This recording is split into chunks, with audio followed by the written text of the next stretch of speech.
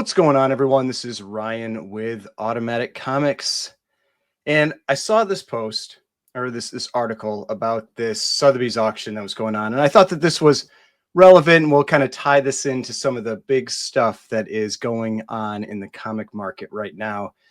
So we've got here, it says Klimt painting sells for record $236 million, reviving hopes for the art market. So while we've seen a big spike in the comic art market recently over the last year or two, there's actually been a decline in the like ultra high end, fine arts market over the last couple of years. But maybe things are turning there.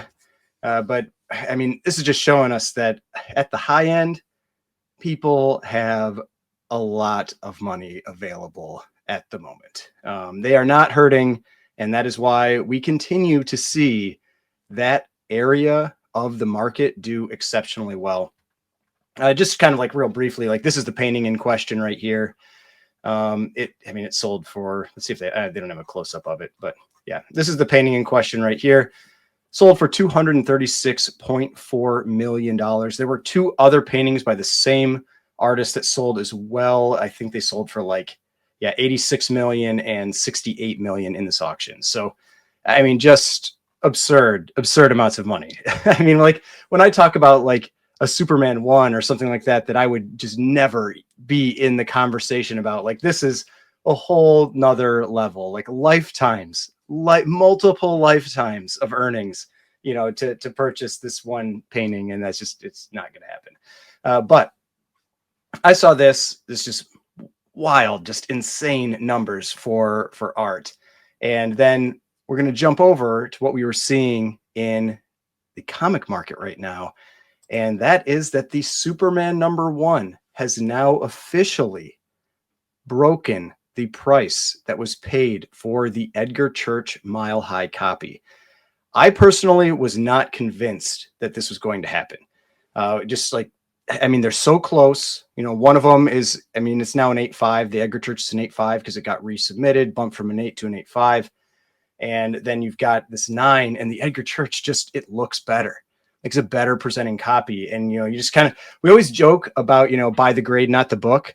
And, that's kind of like the tongue-in-cheek version of, you should, like at some point, like look at what you're getting versus the grade.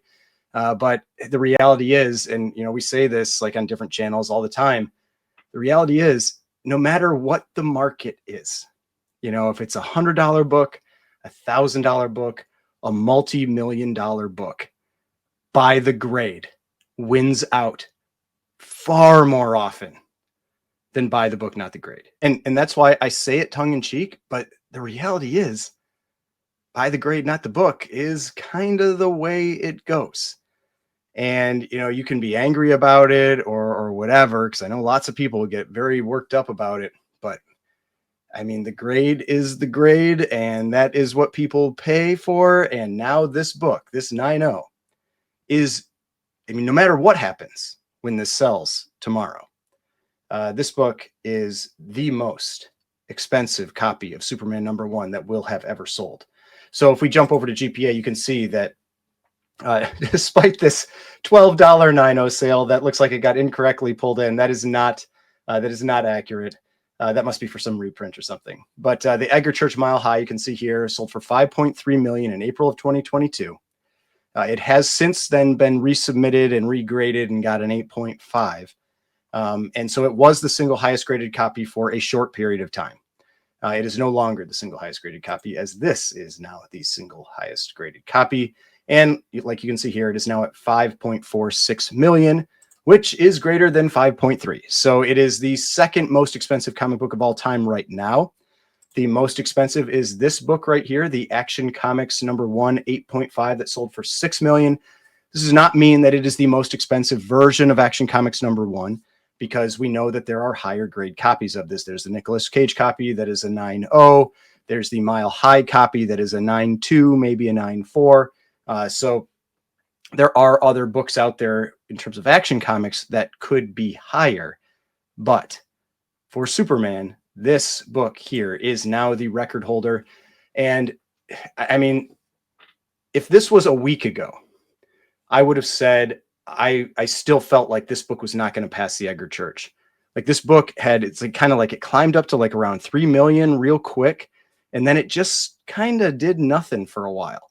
You know, for a couple, like maybe a week or a week and a half, it was getting like $100,000 bids or $50,000 bids here and there. And I know that's a lot of money, but when you're talking about this price point, it's not.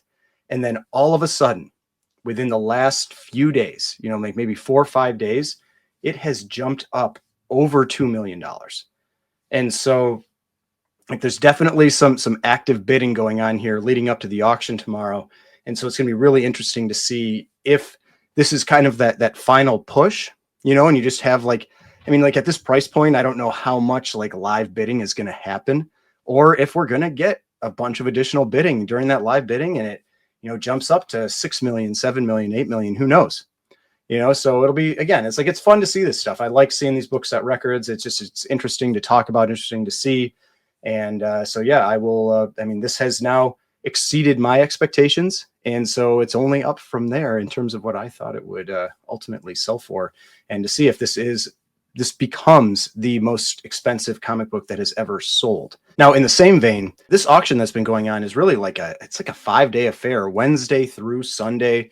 There are some very specialized original art sections of this auction, as well as the comic sections. But today we had the first part of this auction, and it was this specialized art auction or focused art auction. And I'll just caveat, there's a little nudity in these because there's, you know, it's Frank Frazetta work and his often has some nudity. So just be aware, you know, if you want to close this out or, you know, click away or whatever, if you've got, you know, kids watching or that kind of thing. It's nothing like graphic, but just know that it's there. So here we have the items that sold today. And the big one was the one that I'm not surprised that it was definitely the record holder for the day, was this Frank Frazetta piece of Luana. It's actually the cover for Vampirella 31. It's also, you can see a US movie poster, sold for 1.75 million.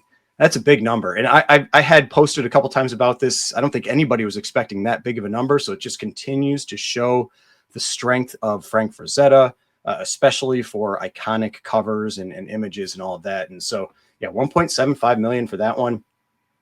Then we had this one here, which was Frank Frazetta, the Moon Men paperback novel cover, sold for 718,000. I'm not going to go to the large scale on the next one, but 350,000 for the next one. We had this one that was really interesting. There was a really funny post that I saw by Kihei Collectibles about this one, because if we take a close look at this, it's for a card, and the size of this piece, I mean, it looks very large on screen, obviously, but the size of this piece, it's pretty small for 150 grand. Like the price per square inch was a pretty serious price point. So this is 5¼ inches by 3.75 inches. So 150,000 for a pretty small piece, but it's a really cool piece. But yeah, definitely on the smaller side. His post was funny. It was he took a clip from Zoolander. What is this? A center for ants? Where Zoolander is talking about the center for children who don't read good, and that it needs to be at least 3 times as large. It was pretty hilarious. I'd recommend going and checking it out. I definitely laughed at it.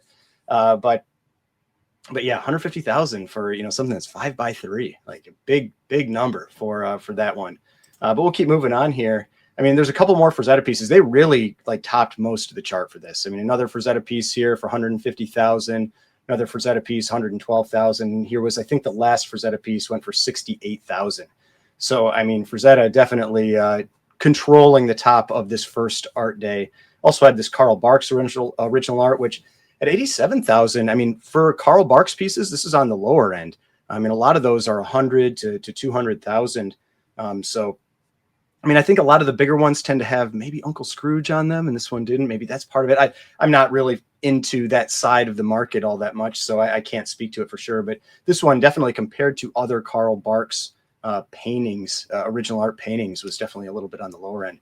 But yeah, there was a ton of really cool stuff that sold, some really big numbers. I mean, you can see just cover after cover, piece after piece, just 50,000, 50,000, 40,000. I mean, just some really incredible items, and showing that that high end market is still alive and well.